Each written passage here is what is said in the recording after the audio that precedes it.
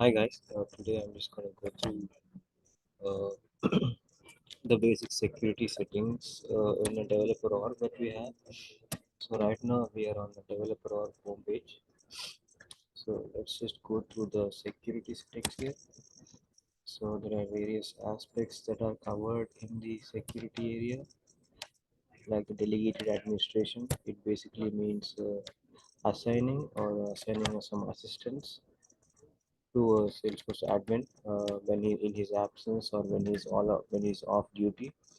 So this kind of delegated administration is allowed to other senior most associates or sales tech leads for managing users and assigning permission sets and delegating the users. That is one kind of security settings, and other security settings include security alerts. But let's just go through the sharing settings here. So when we go through the sharing settings window, put down on the right window here. Okay. So when we go through the sharing settings here, we have our manage sharing settings option. Like you can enable for a singular object or for all objects. So let's just choose all objects for now, and let's just go to the org defaults like lead, account, and contact, order, asset, opportunity, case, campaign member. So these are all kind of objects that are available. But pertaining to the org defaults, when you click on edit over here,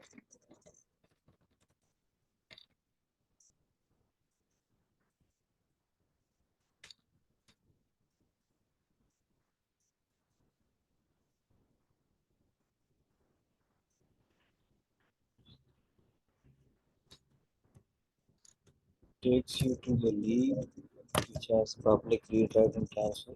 So lead and case, the only two objects in the sharing settings that are enabled for public read, write, and transfer. You can transfer if you're a user working on a Salesforce, you can transfer your leads from one user to other user. These are the only two objects, standard objects, lead and case.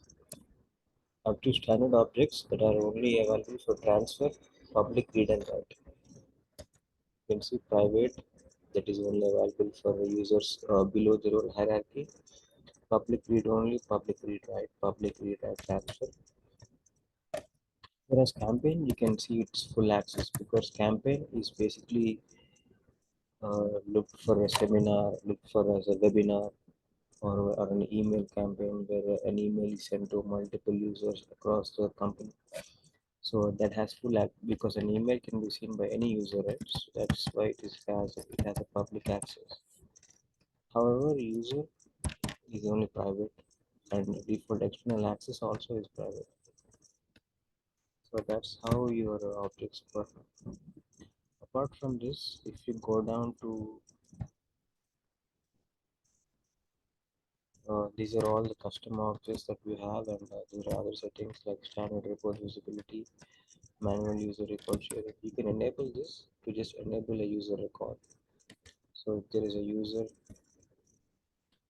so if there is user, then that user can be shared to only to certain set of users, right?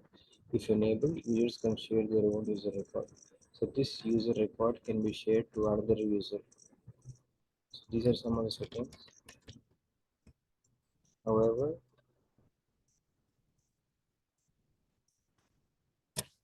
grant access using hierarchies is by default checked for standard objects. So these are all the standard objects: lead, account, contract, order, contact, opportunity, case, campaign. So most of these are standard. And when you go to your session settings here,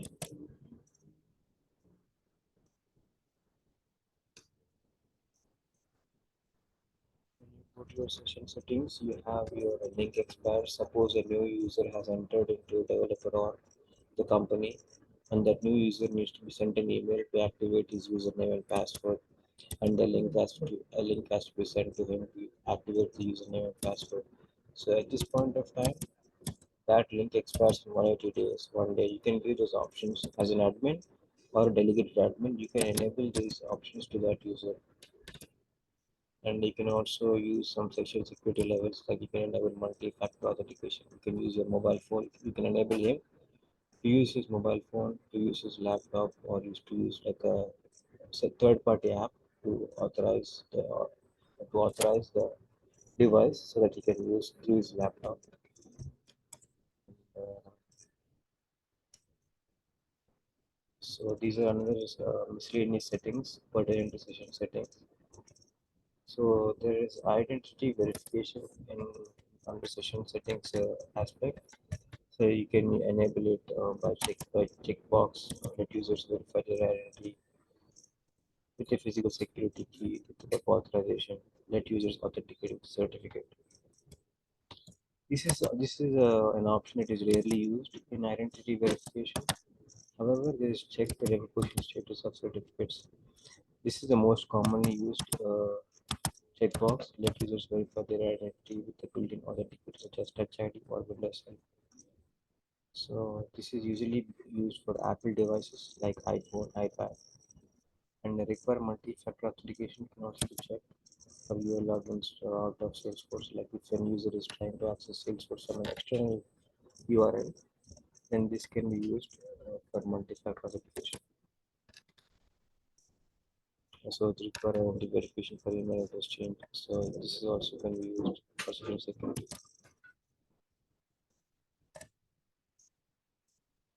And this is a session timeout value. So if your Salesforce developer org is idle for 30 minutes, you will be automatically logged out of the website that you are in.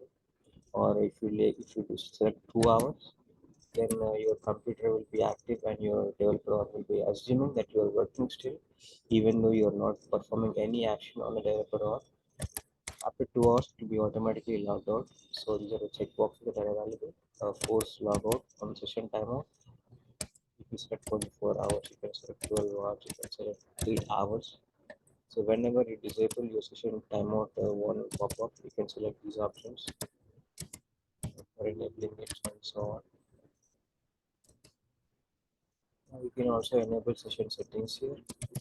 When you log sessions to the IP address from which they originated, log sessions to the domain in which they were first used, post login or login as well. These are all the settings pertaining to the session timeout and also to the security aspect.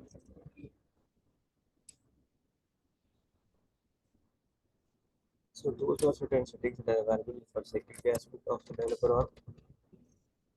So we will discuss other aspects in the coming topics. That's it for now. Thank you.